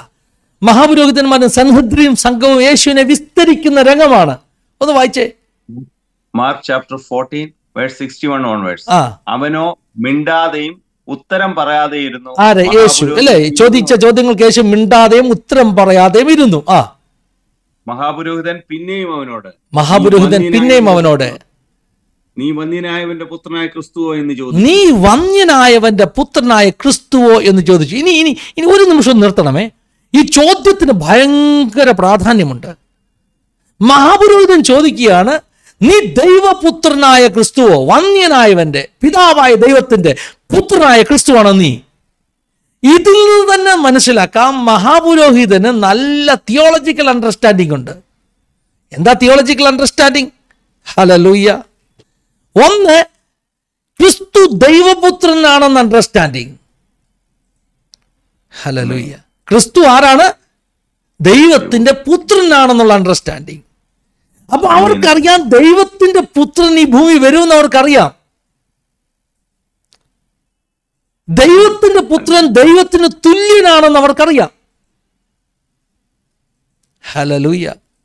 ചുരുക്കി പറഞ്ഞാൽ മഹാപുരോഹിതന്മാർക്കറിയാം ദൈവം തന്നെ ഭൂമിയിൽ അവതരിക്കുന്ന, ദൈവപുത്രൻ അവതരിക്കുന്ന ഒരു ദിവസമുണ്ടെന്ന് അവർക്കറിയാം. Thank you Jesus. ഹല്ലേലൂയ. അതുകൊണ്ടാണ് ചോദിക്കുന്നത്, നീ അത്യുന്നതനായവന്റെ അല്ലെങ്കിൽ വന്യനായവന്റെ പുത്രനാകുന്ന ക്രിസ്തുവോ എന്ന് പറഞ്ഞാൽ നമ്മുടെ റബായിമാർ പഠിപ്പിച്ചുകൊണ്ടിരിക്കുകയാണ് ദൈവപുത്രൻ വരുമെന്ന്. ആ ക്രിസ്തു നീയാണോ? ഇത്രയും അറിയാമെങ്കിലും യേശുവിനെ അംഗീകരിക്കാൻ അവർക്ക് പറ്റിയില്ല. അടുത്ത വാചകത്തിൽ യേശു എന്താ പറയുന്നത്? വായിച്ചാട്ടെ. ഞാൻ ആകുന്നു. ഒരു സംശയമില്ല കേട്ടോ. യേശു ക്ലിയർലി പറയുക, ഞാനാകുന്നു. ആരാകുന്നു? ദൈവപുത്രനായ ക്രിസ്തു ഞാൻ ആണെന്ന് യേശു സന്ദേഹം കൂടാതെ പറയുക. ആളുകൾ ചോദിക്കാറില്ല യേശു ദൈവമാണെന്ന് എവിടെയെങ്കിലും പറഞ്ഞിട്ടുണ്ടോ എന്ന്. ദൈവം പറയുന്നു. എന്തെങ്കിലും സംശയമുണ്ടോ? നീ ദൈവപുത്രനായ ക്രിസ്തുവോ എന്ന് ചോദിച്ചപ്പോൾ ഞാനാകുന്നു. ഇനി അടുത്ത വാക്യം. മനുഷ്യപുത്രൻ സർവശക്തന്റെ വലതുഭാഗത്തിരിക്കുന്നതും ആകാശമേഘങ്ങളോട് വരുന്നത് നിങ്ങൾ കാണും എന്ന് യേശു പറഞ്ഞു. ആകാശമേഘങ്ങളോട് വരുന്നത് നിങ്ങൾ കാണുമെന്ന് യേശു പറഞ്ഞു. ആകാശത്തേരിൽ മേഘാരൂഢനായി ഞാൻ വരുന്നത് എൻ്റെ പൊന്നു മക്കളെ നിങ്ങൾ കാണും. ഹല്ലേലൂയ! എത്ര പവർഫുൾ ആണെന്നറിയാമോ? യേശു കർത്താവ് നേരിട്ട് മഹാപുരോഹിതന് നേരെ നോക്കിയിട്ട് പറയുക, ഞാൻ ദൈവപുത്രന, ആകാശമേഘങ്ങളിൽ ഞാൻ വരുന്നത് കാണും. മഹാപുരോഹിതൻ നല്ല തിയോളജിക്കൽ നോളജാ കേട്ടോ. മഹാപുരോഹിതന് മനസ്സിലായി അവൻ പറഞ്ഞത് തോറയിൽ മോശ എഴുതിയ അതേ വാക്യമാ. ഏത്? യശൂരൂരിന്റെ ദൈവത്തെ പോലെ വലിയ ദൈവം ആരുള്ളൂ, ഇതാ അവൻ മേഘാരൂഢനായി വെളിപ്പെടുന്നു. അതുകൊണ്ട് മഹാപുരോഹിതൻ വസ്ത്രം കീറിയിട്ട് പറയുന്നു, ഇവൻ ദൈവദൂഷണം പറയുന്നു. എന്താ ദൈവദൂഷണം? ഇവനെ തന്നെ ദൈവവുമായി ടീക്കലാക്കി ഇവൻ പറയുന്നു മേഘാരൂഢനായി വെളിപ്പെടുന്ന ദൈവം ഇവനാണെന്ന്. ഹല്ലേലൂയ! എത്ര വചനത്തിന് എത്ര ആഴമല്ലേ! ദൈവത്തിന് സ്തോത്രം ചെയ്യുന്നു. അപ്പൊ യേശു കർത്താവ് പറയാണ്, മേഘാരൂഢനായി പുത്രൻ വെളിപ്പെടുന്നത് നീ കാണും. മേഘാരൂഢനായി പുത്രൻ, മസിഹ. അവിടെ ഉപയോഗിക്കുന്ന ഒരു പദം മനുഷ്യപുത്രൻ അല്ലേ? മനുഷ്യപുത്രൻ. ആ പദത്തിന് ഒരു പ്രത്യേകതയുണ്ട്. യേശു ഈ വാക്യം, ഞാൻ പറഞ്ഞല്ലേ, യോഹന്നാൻ വെളിപ്പാടിൽ ഈ വാക്യം എടുത്തത് എവിടെ നിന്നാ? മർക്കോസ് 14 യേശു പറഞ്ഞ സെന്റൻസാ. യേശു ഈ വാക്യം എടുത്തത് എവിടെ നിന്നാണെന്നറിയാമോ? യേശു ഈ വാക്യം എടുത്തത് ദാനിയേൽ പ്രവചനത്തിൽ നിന്നാ. 7-ാം അധ്യായം 13-ാം വാക്യം എടുത്താട്ടെ. ദാനിയേൽ പ്രവചനം 7:13. Daniel chapter 7 verse 13. രാത്രി ദർശനങ്ങളിൽ മനുഷ്യപുത്രനോട് സദൃശനായ ഒരുത്തൻ ആകാശമേഘങ്ങളോട് വരുന്നത് കണ്ടു. മനുഷ്യപുത്രനോട് സദൃശനായ ഒരുവൻ. യേശു എന്താ പറഞ്ഞത്? ദൈവപുത്രൻ എന്നല്ല പറഞ്ഞത്. മഹാപുരോഹിതന്റെ ചോദ്യം, നീ ദൈവപുത്രനാണോ? ദൈവപുത്രൻ മേഘങ്ങളിൽ വെളിപ്പെടുന്നല്ല യേശു പറഞ്ഞത്. യേശു പറഞ്ഞത് മനുഷ്യപുത്രൻ. എന്തുകൊണ്ടെന്നറിയാമോ? ദാനിയേലിൽ കിടക്കുന്ന പ്രവചനത്തിൽ പറയുന്നവൻ ഞാൻ തന്നെയാണെന്നാണ് യേശു പറഞ്ഞത്. മഹാപുരോഹിതന് നിനക്ക് ദാനിയേൽ പ്രവചനം വായിച്ചറിയാമല്ലോ, നിനക്ക് മോശയുടെ തോറ വായിച്ചറിയാമല്ലോ. അവിടെയൊക്കെ പറഞ്ഞ മേഘാരൂഢനായി വെളിപ്പെടുന്നവൻ ആരാണ്? ഞാൻ തന്നെ. രാത്രി ദർശനങ്ങളിൽ മനുഷ്യപുത്രനോട് സദസ്യനായ ഒരുത്തൻ ആകാശ മേഘങ്ങളോട് കൂടെ, ആകാശമേഘങ്ങളോട് വരുന്നത് കണ്ടു. ഓക്കെ, അവിടെ നിന്ന് നിർത്തി ആ വാക്യം പഠിച്ചിട്ട് നമുക്ക് മുന്നോട്ട് പോകാം. ഈ വാക്യമാണ് സത്യത്തിൽ മഹാപുരോഹിതന്റെ മുമ്പിൽ യേശു പറയുന്നത്. മനുഷ്യപുത്രൻ, ദാനിയേൽ കണ്ട മനുഷ്യപുത്രൻ ആകാശമേഘങ്ങളിൽ മേഘാരൂഢനായി വെളിപ്പെടുന്നത് നീ കാണും. സകല കണ്ണും അവനെ കാണും, അവനെ കുത്തിയവർ അവനെ കാണും. അവൻ മേഘാരൂഢനായി വെളിപ്പെടും. ഹല്ലേലൂയ! സബ്ജക്റ്റ് എല്ലാവർക്കും മനസ്സിലാവുന്നുണ്ടല്ലോ അല്ലേ? അല്പം ഈ പ്രവചന വിഷയങ്ങളൊക്കെ ആയതുകൊണ്ട് സ്വല്പം നമുക്ക് ഹല്ലേലൂയ ഒന്ന് ശ്രദ്ധിച്ച് കേൾക്കേണ്ടത് ആവശ്യമായിരിക്കാം. ഹല്ലേലൂയ! അവൻ മേഘാരൂഢനായി വെളിപ്പെടും. ഇവിടെ ദാനിയേൽ 7:13 പറയുന്നത് അവൻ മേഘങ്ങളോട് കൂടെ വെളിപ്പെടുന്ന. എങ്ങനെ? മേഘങ്ങളോട്. മേഘങ്ങളിൽ വരുമെന്നല്ല എഴുതിയിരിക്കുന്നത്, മേഘങ്ങളോട് വരും. അതിന് അർത്ഥവ്യത്യാസമുണ്ട്. അതുകൊണ്ടാണ് വിശുദ്ധ സെയിന്റ് അഗസ്റ്റിൻ ഈ വാക്യത്തെ ഇങ്ങനെ ഇന്റർപ്രറ്റ് ചെയ്തിരിക്കുന്നത്. ഇവിടെ മേഘങ്ങളിൽ വരും എന്നല്ല പറഞ്ഞത്, അല്ലെങ്കിൽ മേഘങ്ങളെ ചിറകുകളാക്കി വരും എന്നല്ല പറഞ്ഞത്, മേഘങ്ങളോട് കൂടെ വരും. വിശുദ്ധ അഗസ്റ്റിൻ ഇതിനെ ഇന്റർപ്രറ്റ് ചെയ്തിരിക്കുന്നത് എങ്ങനെയാണെന്നറിയാമോ? എബ്രായ ലേഖനം 12-ാം അധ്യായത്തിൽ പറയുന്നുണ്ട്, സാക്ഷികളുടെ ഇത്ര വലിയ സമൂഹം.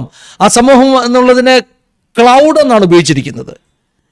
അതുകൊണ്ട് അഗസ്റ്റിൻ പറയുന്നത് ഈ മേഘം സാധാരണ മേഘമല്ല, ഈ മേഘം വിശുദ്ധന്മാരുടെ സഭയാകുന്ന മേഘമാണ്. അതുകൊണ്ടാണ് മേഘങ്ങളിൽ വരുമെന്നല്ല എഴുതിയത്, മേഘങ്ങളോട് കൂടെ വരുമെന്ന് എഴുതിയത്. എന്ന് പറഞ്ഞാൽ ഇതാ മനുഷ്യപുത്രൻ തന്റെ സഭയാകുന്ന, വിശുദ്ധന്മാരുടെ സഭയാകുന്ന മേഘങ്ങളോട് കൂടെ എഴുന്നള്ളി വരുന്നത് ഞാൻ കാണുന്നു. യേശുവിന്റെ മഹത്വപ്രത്യക്ഷതയാ കേട്ടോ. ദാനിയേൽ കാണുകയോ, ഒറ്റയ്ക്കല്ല വരുന്നത്, മേഘങ്ങളോട് കൂടെ വിശുദ്ധന്മാരുടെ സഭയാകുന്നത്. ഹല്ലേലൂയ! ഹല്ലേലൂയ! സഭയാകുന്ന, വിശുദ്ധന്മാരുടെ സഭയാകുന്ന മേഘങ്ങളോടുകൂടെ അവൻ എഴുന്നള്ളുന്നു. നിങ്ങൾ ശ്രദ്ധിക്കണമേ ദാനിയേലിന്റെ പുസ്തകത്തിൽ. ഹല്ലേലൂയ! അടുത്ത വാക്യത്തിൽ എന്താ പറയുന്നത്? 13 കഴിഞ്ഞ് മുന്നോട്ട്. അവൻ വയോധികന്റെ അടുക്കൽ ചെന്നു. അവർ അവനെ അവന്റെ മുമ്പിൽ അടുത്തു വരുമാറായി ആക്കി അതെ, സകല വംശങ്ങളും ജാതികളും ഭാഷക്കാരും അവനെ സേവിക്കേണ്ടതിന് അവന് ആധിപത്യവും മഹത്വവും രാജത്വവും ലഭിച്ചു. ആരെ സേവിക്കേണ്ടതിന്? ഈ മനുഷ്യപുത്രനെ സേവിക്കേണ്ടതിന്. ശരിയല്ലേ? അപ്പൊ അവിടെ ഇരിക്കുന്ന വയോധികൻ ആരാണ്? ഈ രംഗം വെളിപ്പാട് പുസ്തകത്തിൽ അതുപോലെ കാണുന്നുണ്ട്. പുരാതനനായവൻ, വയോധികനായവൻ സിംഹാസനത്തിൽ ഇരിക്കുന്നതും അറക്കപ്പെട്ട കുഞ്ഞാട് മുമ്പിൽ വരുന്നതും ഒക്കെ ഇതേ രംഗം, ദാനിയേൽ കണ്ട രംഗം വെളിപ്പാട് പുസ്തകത്തിലും കാണുന്നു. അപ്പോൾ സിംഹാസനത്തിരിക്കുന്ന വയോധികൻ ആരാണ്? പിതാവ്. മുൻപിൽ നിൽക്കുന്ന മനുഷ്യപുത്രൻ ആരാണ്? പുത്രനായ ദൈവം, ക്രിസ്തു. അപ്പൊ പഴയ നിയമത്തിൽ പിതാവും പുത്രനും ഉണ്ടോ? ഉണ്ടെന്നേ. പിതാപുത്ര പരിശുദ്ധാത്മാവ് ത്രിയേക ദൈവം പഴയ നിയമത്തിനകത്തുമുണ്ട്. ഹല്ലേലൂയ. അടുത്ത വാക്യങ്ങൾ വേഗത്തിൽ ഞാനങ്ങ് പറയുക. സകല രാജ്യങ്ങളെയും വംശങ്ങളെയും ഭരിക്കേണ്ടതിന് അവൻ ആധിപത്യം കിട്ടി. മേഘാരൂഢനായി ഒരുവൻ വരും, ആധിപത്യം പ്രാപിക്കുന്ന ഒരുവൻ വരും. ഹല്ലേലൂയ. സകല വംശങ്ങളെയും ഭരിക്കുന്ന ഒരുവൻ വരും. ഒരു മനുഷ്യപുത്രൻ എഴുന്നള്ളും.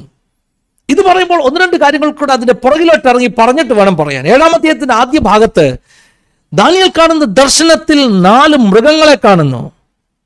4 മൃഗങ്ങൾ 4 സാമ്രാജ്യങ്ങളാണെന്ന്, ലോക സാമ്രാജ്യത്തെ പ്രതിനിധീകരിക്കുന്ന 4 സാമ്രാജ്യങ്ങളാണെന്ന് ദാനിയേലിനോട് പ്രവചനം കൊടുക്കുകയാണ്. 4 മൃഗങ്ങൾ. എങ്ങനെയാണ്? 4 മൃഗങ്ങൾ. ദൈവാത്മാ എന്നോട് പറഞ്ഞ എന്താണെന്ന് അറിയാമോ? എടാ മോനെ, ഇന്ന് ലോകം ഭരിക്കുന്നതെല്ലാം മൃഗങ്ങളാടാ. ഹലോ ദൈവമക്കളെ, ഇന്ത്യയിലും ഇലക്ഷൻ വരുന്നു, അമേരിക്കയിലും ഇലക്ഷൻ വരുന്നു. നിങ്ങൾ ആരെയൊക്കെ തിരഞ്ഞെടുത്താലും ഭരിക്കുന്നത് മൃഗമാകട്ടോ. മൃഗമാണെങ്കിൽ മൃഗത്തിന്റെ തലയാ. പിന്നെ ഈ മൃഗങ്ങളുടെ കൂട്ടത്തിലെ, ഈ 4 മൃഗങ്ങളുടെ കൂട്ടത്തിൽ ആദ്യത്തെ മൃഗം സിംഹത്തിന് സമാനമായിരുന്നു. അവന് കഴുകിൻ്റെതുപോലെ ചിറകുണ്ടായിരുന്നു. പക്ഷെ ആ മൃഗത്തെക്കുറിച്ച് മാത്രം ഒരു വാചകം എഴുതി വെച്ചു, അവന് മനുഷ്യന്റെ ഹൃദയം കൊടുത്തെന്ന്. എഴുതിയിട്ടില്ലേ? അവന് മനുഷ്യന്റെ, ആ മൃഗം ഏതായിരുന്നു എന്നറിയാം? ബാബിലോൺ സാമ്രാജ്യത്തിലെ നെബൂഖദ്നേസറായിരുന്നു. അല്പമെങ്കിലും ഹൃദയമുള്ള ഒരു മനുഷ്യൻ അവനായിരുന്നു കേട്ടോ, ഒരു ഭരണാധികാരി. മനുഷ്യന്റെ ഹൃദയം. ആ മനുഷ്യന്റെ ഹൃദയം അവന് കിട്ടാൻ അവനെ കാളയെപ്പോലെ പുല്ല് തീറ്റേണ്ടി വന്നു. ശരിയല്ലേ? ഹല്ലേലൂയ. അല്പമെങ്കിലും ഒരു അനുതാപമുള്ള ഹൃദയം ദൈവം അവന് കൊടുത്തെന്ന് ആ വാക്യത്തിന്റെ അർത്ഥം. ബാക്കിയുള്ള എല്ലാ മൃഗങ്ങളും, ഇന്ന് വരെ ഭരിക്കുന്ന എല്ലാം മൃഗമാണ്. 4-ാമത്തെ മൃഗം, അന്ത്യകാലഘട്ടത്തിൽ ഇന്നുള്ള മൃഗം ഏറ്റവും ക്രൂരനായ മൃഗമായിരിക്കും ഈ വചനം പറയുന്നു. കഴിഞ്ഞ 2000 വർഷമായി ആ മൃഗമാ ജോലി ചെയ്തുകൊണ്ടിരിക്കുന്നത്. ആ മൃഗത്തിന്റെ പേരാണ് ആന്റിക്രൈസ്റ്റിന്റെ ആത്മാവ്. അല്ല, ഈ മൃഗവും സമുദ്രത്തിൽ നിന്നല്ലേ കയറി വരുന്നത്? വെളിപ്പാട് പുസ്തകം 13-ാം അധ്യായത്തിൽ ആന്റിക്രൈസ്റ്റും സമുദ്രത്തിൽ നിന്നല്ലേ കയറി വരുന്നത്? ഹല്ലേലൂയ. ഇത് ഭയങ്കര സാമ്യമാണ് കേട്ടോ. അപ്പൊ ചുരുക്കി പറഞ്ഞ കഴിഞ്ഞ 2000 വർഷമായി ഈ ഭൂമിയിൽ ഒരു മൃഗത്തിന്റെ ശക്തി, ഹല്ലേലൂയ, പ്രവർത്തിച്ചുകൊണ്ടിരിക്കുക. ഭൂരാജാക്കന്മാരിൽ ആ മൃഗമാണ് ഭരിക്കുന്നത്. ഈ മൃഗങ്ങൾ എല്ലാം, ഒന്ന് ശ്രദ്ധിച്ചോണേ, ഈ മൃഗങ്ങളെല്ലാം ഭരിച്ച്, ഹല്ലേലൂയ, അവരുടെ വഷളത്വം, അവരുടെ ക്രൗര്യം, അവരുടെ ക്രൂരത മനുഷ്യവർഗത്തിന്മേൽ പ്രവർത്തിച്ചു കൊണ്ടിരിക്കുമ്പോൾ 7-ാം അധ്യായത്തിൽ പിന്നെയും പറയുകയാണ്, ഹല്ലേലൂയ, ഞാൻ നോക്കിക്കൊണ്ടിരുന്നപ്പോൾ സിംഹാസനങ്ങൾ ഒക്കെ വീഴുവാനിടയായി തീർന്നു. 7-ാം അധ്യായത്തിൽ ഒരു വചനമാണ്. പെട്ടെന്ന് എനിക്കത് കണ്ടുപിടിക്കാൻ പറ്റുന്നില്ല. നിങ്ങൾക്ക് ആർക്കെങ്കിലും കിട്ടിയെങ്കിലും ഒന്ന് സഹായിക്കാം. ഈ 4 മൃഗങ്ങളെ കുറിച്ച് പറഞ്ഞിട്ട്, ഹല്ലേലൂയ, 9-ാമത്തെ വാക്യം, ഹല്ലേലൂയ, ഞാൻ നോക്കിക്കൊണ്ടിരിക്കുമ്പോൾ സിംഹാസനങ്ങളൊക്കെ വീണു. നിങ്ങൾക്കറിയാമോ, ഈ 4 സിംഹാസനങ്ങൾ വീണിട്ട്, ഈ 4 സിംഹാസനങ്ങളും മൃഗങ്ങളുടെ സിംഹാസനമാണ് കേട്ടോ, വീണിട്ട് ഒരു മനുഷ്യപുത്രൻ ഭരിക്കും. മനുഷ്യൻ ഭരിക്കാതെ, മനുഷ്യപുത്രൻ ഭരിക്കാതെ ഈ ലോകത്തിനൊരു സമാധാനമില്ല. ആര് ഭരിക്കണം? മനുഷ്യപുത്രൻ ഭരിക്കണം. ഇന്ന് ഭരിക്കുന്നതൊക്കെ മൃഗങ്ങളാണ് കേട്ടോ. നമ്മൾ എത്ര പ്രാർത്ഥിച്ച് ഒരു രാജാവിനെ മാറ്റി വേറൊരു രാജാവിനെ ആക്കിയാലും നിങ്ങൾ മനസ്സിലാക്കിക്കോ, അത് കഴിഞ്ഞ 2000 വർഷമായി പ്രവർത്തിച്ചു കൊണ്ടിരിക്കുന്ന മൃഗത്തിന്റെ വേറെ ഒരു കുഞ്ഞാണ്.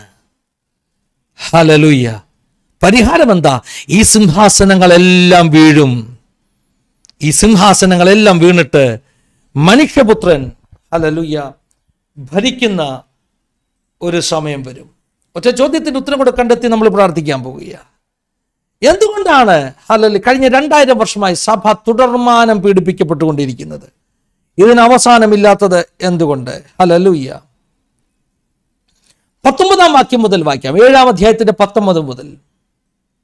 Daniel chapter 7 verse 19 onwards. സകല മൃഗങ്ങളിൽ വെച്ച് വ്യത്യാസമുള്ളതും ഇരുമ്പുപല്ലും താമ്രനഖങ്ങളും ഉള്ളതായി അതിഭയങ്കരമായതും തിന്നുകയും തകർക്കുകയും ശേഷിച്ചതിനെ കാൽ കൊണ്ട് ചവിട്ടിക്കളയുകയും ചെയ്തതുമായ 4ാമത്തെ മൃഗത്തെക്കുറിച്ചും അതിന്റെ തലയിലുള്ള 10 കൊമ്പുകളെക്കുറിച്ചും മുളച്ചു വന്നതും 3 കൊമ്പ് വീഴിച്ചതും കണ്ണും വമ്പ് പറയുന്ന വായും ഉള്ളതും കൂട്ടുകൊമ്പുകളെക്കാൾ കാഴ്ചയ്ക്ക് വണ്ണമേറിയതുമായ മറ്റേ കൊമ്പിനെ കുറിച്ചും ഉള്ള വിവരം അറിയുവാൻ ഞാൻ ഇച്ഛിച്ചു.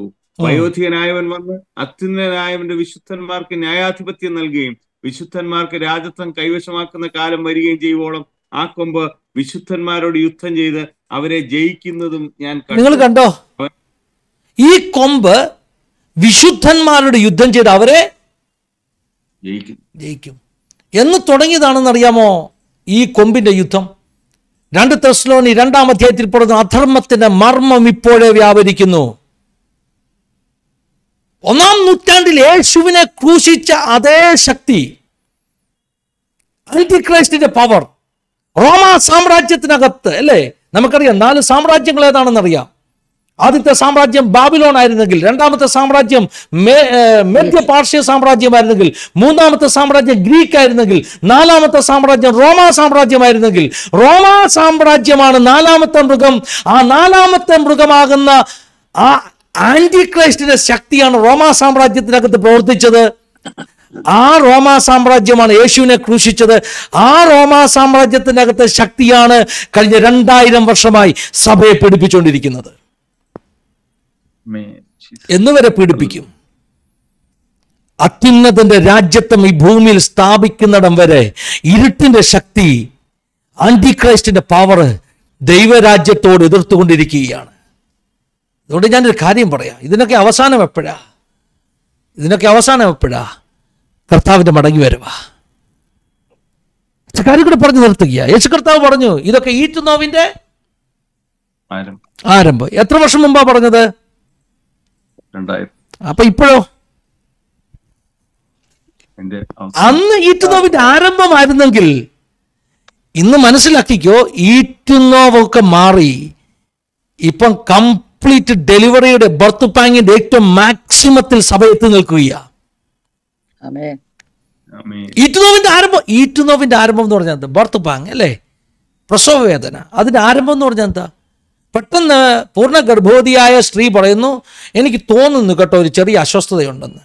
നമുക്ക് ഡോക്ടറെ മുമ്പിൽ വരെ ഒന്ന് പോകാം അല്ലേ? പോകണമെന്നും തോന്നില്ല, ചെറിയ ഒരു അസ്വസ്ഥത, ഒരു ചെറിയ പെയിൻ അല്ലേ? അതാണ് ആരംഭം. 1-ാം നൂറ്റാണ്ടിലൊക്കെ കണ്ടത് ആരംഭമാകട്ടോ, ഈറ്റുനോവിന്റെ ആരംഭം. ആ വാക്യം അന്ന് യേശു പറഞ്ഞത് 2000 വർഷങ്ങൾക്ക് മുമ്പ്. ഇന്ന് സഭ അതിലും വലിയ പ്രതിസന്ധിയിലൂടെ പോയിക്കൊണ്ടിരിക്കുന്നു.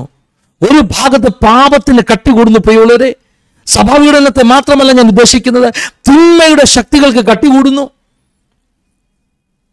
തിന്മയുടെ ശക്തികൾക്ക്, ഈവിൾ ലോകത്തിന് ഇങ്ങനെ വ്യാപരിച്ചു നിൽക്കുന്നു. ഈറ്റുനോവിന്റെ ആരംഭമല്ല, ഹല്ലേലൂയ, ഈറ്റുനോവ് കണ്ടമാനം കൂടി ഡെലിവറിയോട് സഭ അടുത്ത് നിൽക്കുക കേട്ടോ. സഭ പുറത്തു വരാനുള്ള സമയം അടുത്ത് നിൽക്കുക. കർത്താവിന്റെ വരവിനുള്ള സമയം അടുത്ത് നിൽക്കുക. സഭ ഹല്ലേലൂയ എടുക്കപ്പെടാനുള്ള സമയം അടുത്ത് നിൽക്കുക. ഒരു കാര്യം മനസ്സിലാക്കിക്കോ, ലോകത്തെ പ്രശ്നങ്ങളും പ്രതികൂലങ്ങളും ഇരുട്ടിന്റെ ശക്തിയും കൂടുന്നെങ്കിൽ അതിന്റെ അർത്ഥം ഈറ്റുനോവ് അതിന്റെ മാക്സിമം എത്തി നിൽക്കുന്നെങ്കിൽ അതിന്റെ അർത്ഥം സഭ എടുക്കപ്പെടാനുള്ള സമയമായി.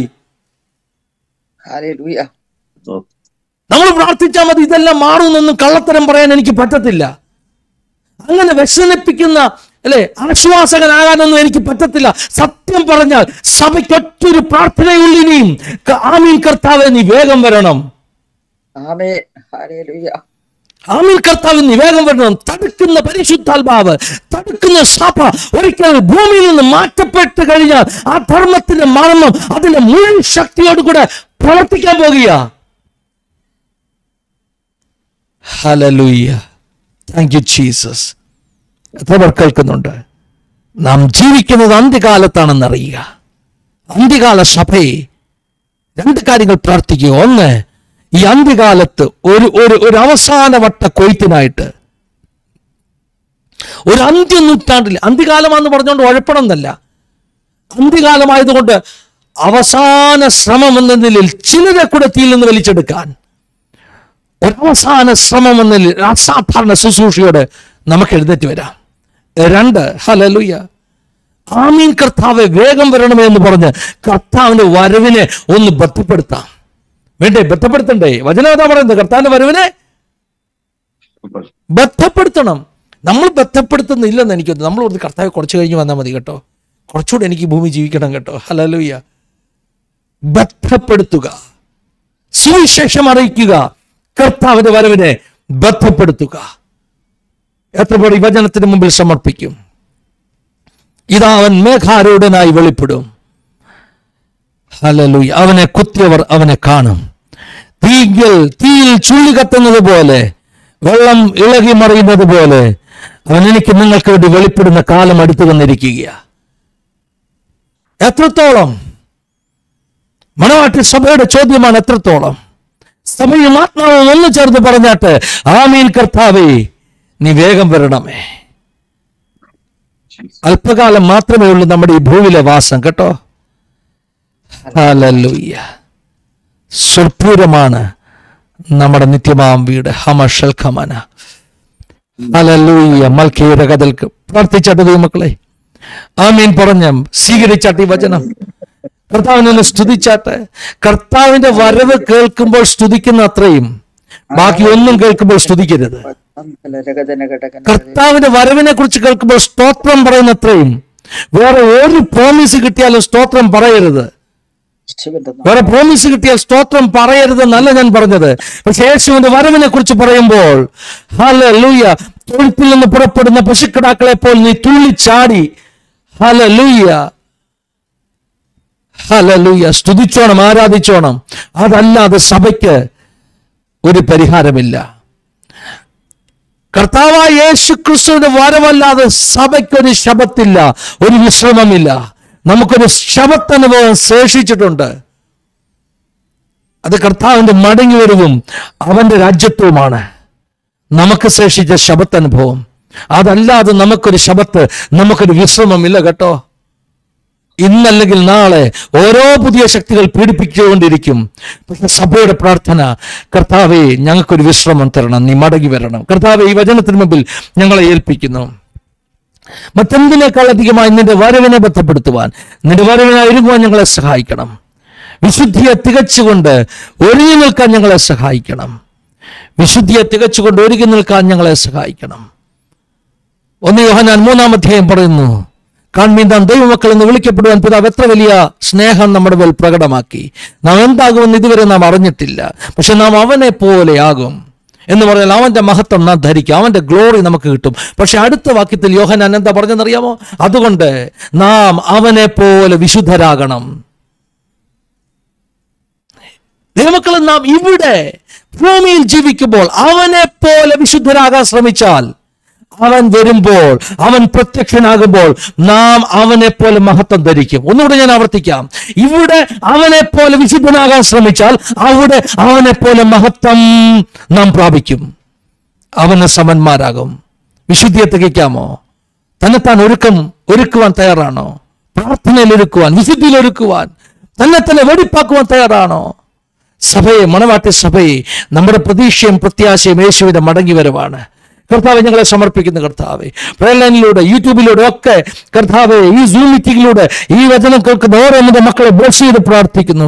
എല്ലാ നിന്റെ മക്കളുടെ മേലും ഈ വലിയൊരു കൊതി ഞങ്ങൾ പകരുന്ന കർത്താവ്, അന്ത്യകാല ശുശ്രൂഷയ്ക്ക് വേണ്ടിയുള്ള ഒരുക്കം, ഈ കാലഘട്ടത്തിന്റെ ചില പൗലോസുമാർ എഴുന്നേറ്റ് വരാനുള്ള ഒരു പ്രാർത്ഥന, അതോടൊപ്പം തന്നെ കർത്താവെ അവിടുന്ന് മേഘാരൂഢനായി വരുന്ന ആ മഹത്വ പ്രത്യക്ഷതയിൽ അവനോടുകൂടെ, അവിടുത്തോടുകൂടെ മേഘങ്ങളായി ഞങ്ങൾക്കും വെളിപ്പെടുവാൻ, അവന്റെ സൈന്യമായി ഞങ്ങൾക്കും വെളിപ്പെടുവാൻ ഞങ്ങളെ തന്നെ ഒരുക്കണം കർത്താവെ, തയ്യാറാക്കണം കർത്താവെ. സമർപ്പിക്കുന്നു. നിന്റെ ജനത്തെ അനുഗ്രഹിച്ച് പ്രാർത്ഥിക്കുന്നു.